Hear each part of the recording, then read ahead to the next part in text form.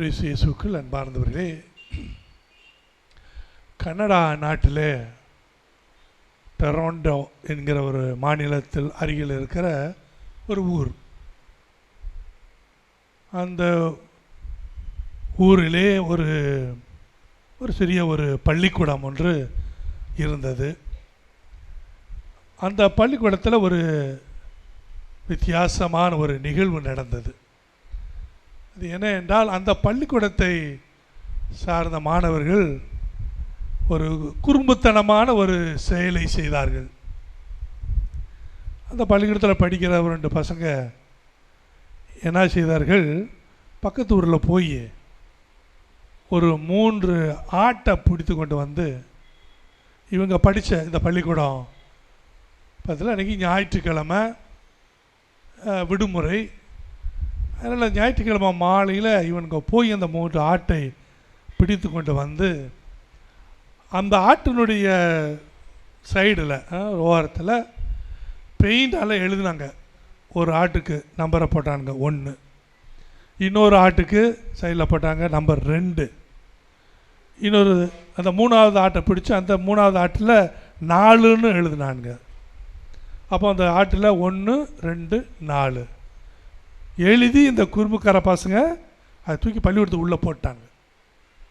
விட்டுட்டு ஒன்று போயிட்டானுங்க. இந்த ஆளுங்க இந்த ஆளுங்க அன்றைக்கி நைட்டு முழுவதும் இந்த பள்ளிக்கூடத்திலே சுற்றி வெளியே போகிறதுக்கு முடியாமல் அதே சுற்றி வந்துருச்சுங்க. அடுத்த நாள் காலையில் பள்ளிக்கூடம் திறக்கணும். அந்த நிர்வாகிகள் வராங்க, வந்து பார்க்குறாங்க. கேட்டு அண்டை வந்தபோது ஒரு மாதிரி ஒரு துர்நாற்றம் நாடுறதை அவங்க பார்க்குறாங்க. ஏன்னா பள்ளிக்கூடத்துலேருந்து ஒரு மாதிரி ஒரு துர்நாற்றம் வருது, என்னான்னு தெரியலையே என்று சொல்லி அந்த பள்ளிக்கூடம் மெயின் கேட்டை திறந்து உள்ளே போகிறார்கள். உள்ளே போய் எங்கெங்கே பார்க்குறாங்க, அங்கங்கே இந்த ஆட்டினுடைய கழிவுகள் அங்கங்கே கிடக்கிறது. இது இந்த நாற்றம் அடிக்கிறது. இவங்களுக்கு ஆச்சரியம், எப்படி அந்த ஆடு உள்ளே வந்தது என்று சொல்லி அந்த ஆட்டை தேடுறாங்க. தேடி அங்கே இருந்தவங்க பள்ளிக்கூடத்தில் இருந்த அந்த நிர்வாகிகள் எல்லாம் சேர்ந்து போய் அந்த ஆட்டை போய் தேடி அந்த 3 ஆட்டையும் கண்டுபிடிச்சிட்றாங்க. கண்டுபிடிச்சி கொண்டு வந்துடுறாங்க. சரி, ஆட்டை கண்டுபிடிச்சாச்சு சரின்னு சொல்லிவிட்டு இப்போ இந்த ஆட்டை பார்க்குறாங்க. ஆட்டில் 1 இருக்குது, 2 இருக்குது, 4 இருக்குது. அப்போ இந்த 3வது ஆட்டை இன்னும் நம்ம பிடிக்கலையே, 3வது ஆட்டை காணுமே என்று சொல்லி அவங்க என்ன பண்ணுறாங்க, அந்த 3வது ஆட்டை தேடுறாங்க. ஏன்னா நேரம் ஆகிப்போச்சு, பள்ளிக்கூடத்துக்கும் லீவ் விட்டாச்சு. ஏன்னா முதல்ல ஆட்டை கண்டுபிடிக்கணும், சுத்தம் பண்ணணும், இவ்வளோ வேலை இருக்கு.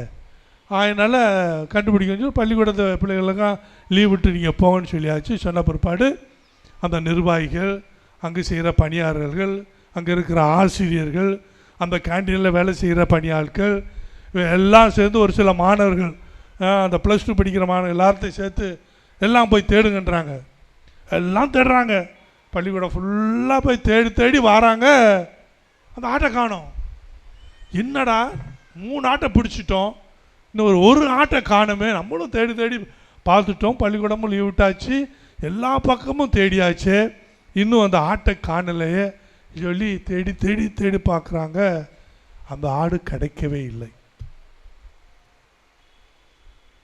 அந்த ஆட்டை கண்டுபிடிக்கவே முடியவில்லை. காரணம் என்ன? அப்படி ஒரு ஆடே இல்லை. அந்த ஆடு அப்படி 3ஆம் நம்பருங்கிற ஒரு ஆடு இல்லை. இல்லாத ஒன்றை அவர்கள் தேடிக்கொண்டிருக்கிறார்கள். எது இல்லையோ, இல்லாத ஒன்றை நாள் முழுவதும் தேடி தங்களுடைய நேரத்தை, தங்களுடைய சக்தியை எல்லாவற்றையும் அவர்கள் விரயம் எடுத்து தேடிக்கொண்டிருக்கிறார்கள்.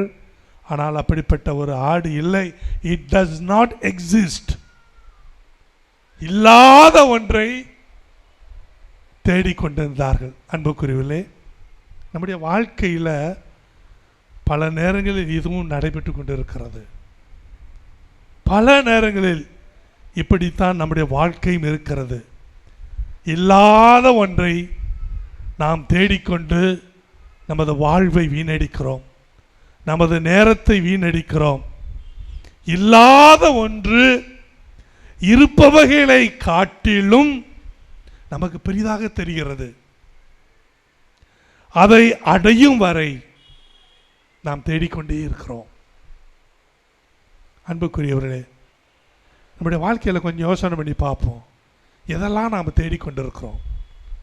நாம் தேடிக்கொண்டு இருப்பவையெல்லாம் நமக்கு கிடைக்குமா, அல்லது நாம் தேடிக்கொண்டு இருப்பவையெல்லாம் நமக்கு கிடைக்கும் என்கிற ஒரு நம்பிக்கை இருக்கிறதா? நாம் தேடுபவையில் கிடைக்கும் என்கிற ஒரு சாத்தியம் நாம் இருக்கிறதா? இல்லாத ஒன்றை எத்தனை நேரங்களில் நாம் தேடிக்கொண்டு நமது நேரத்தையும் நமது சக்தியையும் நாம் வீணடித்து கொண்டு இருக்கிறோம். அன்புக்குரியவர்களே, நம்மை சுற்றி கடவுள் தந்த பலவிதமான ஆசீர்வாதங்கள் நிறைந்து குவிந்து கிடக்கிறது. நம்மை சுற்றி அபரிவிதமான காரியங்கள், அற்புதமான ஆசீர்வாதங்கள் நம்மை சுற்றி நிரம்ப கிடைக்கிறது. ஆனால் நம்மால் அதை பார்க்க முடியவில்லை, நம்மால் அதை கண்டுகொள்ள முடியவில்லை. கடவுள் நம்மை எவ்வளவோ காரியங்களால் நம்மை ஆசீர்வதித்திருக்கிறார். அதை எல்லாவற்றையும் நம்மால் பார்க்க முடியவில்லை. ஆனால் நாம் இல்லாத ஒன்றை தேடிக்கொண்டிருக்கிறோம். இல்லாத ஒன்றின் மேல் நாம் நம்முடைய முழு கவனத்தையும் நாம் செலுத்தி கொண்டிருக்கிறோம். நம்மை சுற்றி நிறைந்து கிடக்கிற இந்த ஆசீர்வாதங்களை நம்மால் கண்டுகொள்ள முடியவில்லை. இல்லாத ஒன்றைத்தான் நமக்கு பெரிதாக தெரிகிறது. அந்த இல்லாத ஒன்றுதான் நமக்கு ஒரு பெரிய குறையாக நமக்கு தென்பட்டு கொண்டிருக்கிறது. கடவுள் நம்ம இவ்வளவு தந்து இவ்வளவு ஆசீர்வாதங்களை கொடுத்திருக்கிற அந்த ஒரு நன்றி உணர்வு கூட இல்லாமல் நாம் இல்லாத ஒன்றை ஒவ்வொரு நாளும் நாம் தேடிக்கொண்டே இருக்கிறோம். எப்பொழுது கண்டுபிடிக்க போகிறோம்? இவர்களை மாதிரி தான் தேடுவோம், தேடிக்கொண்டே இருப்போம், கிடைக்காது. ஏன்னா அது இல்லை. அது இல்லாத ஒன்றை நம்முடைய வாழ்க்கையில் நாம் தேடிக்கொண்டே இருக்கிறோம். அன்புக்குரியவர்களே, நல்லதொரு வாழ்வை கடவுள் நமக்கு கொடுத்திருந்தாலும், ஆசீர்வாதமான ஒரு வாழ்வை கடவுள் நமக்கு கொடுத்திருந்தாலும், நம்மில் பல பேர் என்ன செய்கிறோம் தெரியுமா? எப்போதுமே ஒரு மன நிறைவற்ற ஒரு உணர்வில் தான் நாம் வாழ்ந்து கொண்டு இருக்கிறோம். நமக்கு மன நிறைவே இல்லை. எவ்வளவுதான் கொடுத்தாலும் நமக்கு மன நிறைவு வருவது இல்லை. கடவுள் நமக்கு எவ்வளவுதான் கொடுத்திருந்தாலும் நமக்கு ஒரு மன நிறைவு வருவதே இல்லை. எப்பொழுதும் அந்த ஒரு மன நிறைவு இல்லாத ஒரு உணர்வில் தான் நாம் ஒவ்வொரு நாளும் வாழ்ந்து கொண்டு இருக்கிறோம். எனக்கு அது இல்லை, எனக்கு இது இல்லை, எனக்கு அது கிடைக்கல, எனக்கு இது கிடைக்கல, எனக்கு அது இல்லாமல் போச்சு, எனக்கு இது இல்லாமல் போச்சு. இப்படித்தான் அது இருந்தா இது இருந்தா நல்லா இருக்குமே என்கிற ஒரு மன நிறைவு இல்லாத ஒரு நிலையில்தான் நாம் வாழ்ந்து கொண்டு இருக்கிறோம். அது இருந்தால் நல்லா இருக்குமே, இது இருந்தால் நல்லா இருக்குமே, இப்படி இல்லாத ஒன்றைத்தான் நாம் நினைத்து நம்முடைய வருத்தப்பட்டு கொண்டு இருக்கிறோமே. நம்மை சுற்றி எவ்வளவோ ஆசீர்வாதங்களை கடவுள் கொடுத்திருக்கிறாரு, அதை நினைத்து பார்த்து நம்மால் மகிழ்ச்சியாக இருக்க முடியவில்லையே. ஏன் தெரியுமா? அதற்கு காரணம் என்ன தெரியுமா? நாம் இன்னும் அந்த மூணாவது ஆட்டைத்தான் தேடிக்கொண்டு இருக்கிறோம். அந்த மூணாவது ஆட்டை எப்போ நாம் கண்டுபிடிக்க போகிறோம்? நம்முடைய வாழ்க்கையில் யாருக்கும் தெரியாது, நமக்கும் தெரியாது. தெரியாத ஒன்றை நாம் இன்னும் தேடிக்கொண்டே இருக்கிறோம். அன்புக்குரியவர்களே, நமது பயணம் முழுவதும் அல்லது நமது கவனம் முழுவதும் அந்த ஒன்றில்தான் இருக்கிறது. இல்லாத ஒன்றில்தான் நம்முடைய கவனம் இருக்கிறது. அது ஒருபோதும் நிறைவேறப் போவது இல்லை என்பதை நாம் உணர்கிற வரை நாம் தேடிக்கொண்டே இருப்போம். அந்த மூணாவது ஆட்டை நாம் தேடிக்கொண்டே இருப்போம்.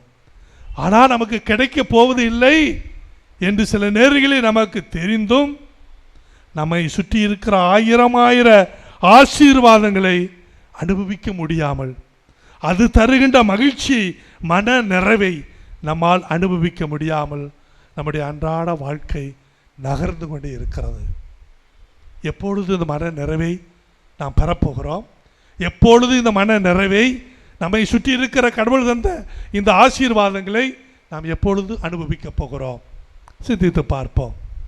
நமக்கு ஒரு உணர்வு இருக்கிறது, ஒரு மனநிலை இருக்கிறது, அல்லது ஒரு நோய் இருக்கிறதுனே வச்சுக்கொள்ளலாமே. If only I have this, if only I have that அப்படிங்கிற ஒரு மனநிலை நமக்கு இருக்குது. எனக்கு மட்டும் அது இருந்தா, அல்லது எனக்கு மட்டும் இது இருந்தா, அப்படிங்கிற இருந்தா அப்படிங்கிற ஒரு மனநிலை, ஒரு உணர்வு நமக்கு எப்போதுமே இருந்து கொண்டு இருக்கிறது. எனக்கு மட்டும் ஒரு நல்ல வேலை இருந்தா அவ்வளோதான், அதுக்கு மேலே என்னால் போக முடியலை. எனக்கு மட்டும் ஒரு நல்ல துணைவன் இருந்திருந்தா, எனக்கு மட்டும் ஒரு நல்ல துணைவி இருந்திருந்தால், எனக்கு மட்டும் ஒரு நல்ல சம்பளம் இருந்திருந்தா, எனக்கு மட்டும் ஒரு பெரிய வீடு இருந்திருந்தா, எனக்கு மட்டும் ஒரு பெரிய கார் இருந்திருந்தா, இப்படி நிறையா போகலாம், வரிசையாக போய் கொண்டு தான். எனக்கு மட்டும் இது இருந்தா, எனக்கு மட்டும் அது இருந்தா, எனக்கு மட்டும் அது இருந்தா இப்படியே நம்முடைய வாழ்க்கை போய் கொண்டு இருக்கும்போது அது நமக்கு என்ன சொல்லுகிறது? நீ இன்னும் அந்த மூணாவது ஆட்டைத்தான் தேடிக்கொண்டே இருக்கிறாய். அந்த மூணாவது ஆடு என்கிறது ஒரு வெறும் கனவு. அந்த கனவை நீ தேடி அலைந்து கொண்டே இருக்கிறாய். அந்த கனவு ஒருபோதும் நிறைவேறப் போவதில்லை. அது இல்லாத ஒன்று. அதற்காக உனது நேரத்தை நீ செலவழித்து கொண்டிருக்கிறாய். உனது சக்தியை விரயமாக்கி கொண்டிருக்கிறாய். உனது மகிழ்ச்சியை, ஒவ்வொரு நாளும் கடவுள் தருகிற மகிழ்ச்சியை நீ இழந்து கொண்டே இருக்கிறாய். கடவுள் சொல்கிறார், உனக்கு கொடுக்கப்பட்டிருக்கிறதில் மகிழ்ச்சியாயிரு, சந்தோஷப்படு. அது இல்லையே இது இல்லையே என்று கவலைப்படாது. ஒருவேளை அது அவனுக்கு இருக்கலாம், அது உனக்கு இருந்தால், ஒருவேளை அது உனக்கு இடைஞ்சலாக இருந்தால் நீ அதை விரும்புவாயா? இப்படிதான் பல நேரங்களில் நமக்கு தேவையில்லாததை நாம் விரும்பிக் கொண்டே இருப்போம், இல்லாதது ஒன்றை விரும்பிக் கொண்டே இருப்போம். ஆனால் அதுக்கு நமக்கு மன நிறைவு தராது என்பதை நாம் அதை ஒருபொழுதும் உணர்ந்து கொள்வதில்லை. எனவே அந்த மூணாவது ஆடு பற்றிய கவலையை விட்டுவிட்டு, அந்த கவலையை நிறுத்திவிட்டு, அந்த தேடுவதை நிறுத்திவிட்டு, உன்னிடம் இருக்கிற எண்ணற்ற ஆசீர்வாதங்களை அதை மட்டுமே நினைத்துப்பார். நினைத்து பார்த்து கடவுளுக்கு நன்றி சொல், நன்றி உள்ளவனாக இரு. கடவுள் உனக்கு நிறையா கொடுத்திருக்கிறார், எல்லாம் இருக்கணும்னு சொல்லி ஆசைப்படாது. சொற்பமாக இருந்தாலும் அது தருகிற மகிழ்ச்சி உன்னதமானது. உன்னை சுற்றி நிறைய இருந்தாலும் அது தருகின்ற மகிழ்ச்சியை விட உன்னிடம் இருக்கின்ற அந்த சொற்ப காரியம் உனக்கு பெரிய மன நிறைவை தரும். அதை முதலில் நீ உணர்ந்து கொள். அதற்கு நன்றி உள்ளவனாக நீ வாழ்வதற்கு முயற்சி செய். அதை உன்னுடைய வாழ்க்கையில், அன்றாட வாழ்க்கையில் நீ அதை அனுபவி. அதை முதலில் உன்னுடைய இல்லத்தில் தேடு, முதலில் உன்னுடைய குடும்பத்தில் நீ அதை தேடு, உன்னுடைய துணைவியிடம் தேடு, உன்னுடைய கணவரிடம் தேடு. எதை தேடணும்? உன்னுடைய கணவரிடமோ அல்லது உனது மனைவியிடமோ எவ்வளவோ நல்ல குணங்கள் இருக்கிறது, எவ்வளவோ நல்ல பண்புகள் இருக்கிறது. அதை தேடுவதை விட்டுவிட்டு இல்லாத பண்புகளை, இல்லாத குணங்களை உன்னுடைய வாழ்நாளில் ஒவ்வொரு நாளும் நீ தேடிக்கொண்டிருக்கிறாயே, அது கிடைக்குமா?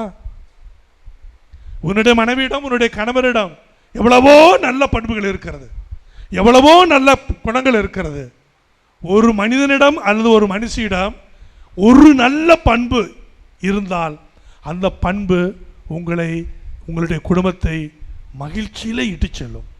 ஆனால் அதை விட்டுவிட்டு இல்லாத பண்புகளை, அது இருந்தால் உன்னிடம், இது இருந்தால் உன்னிடம், அது இருந்தால் உன்னிடம் என்று இல்லாத பண்புகளையும் இல்லாத குணங்களையும் நீ தேடுகிற போது நிச்சயமாக வரப்போவது இல்லை.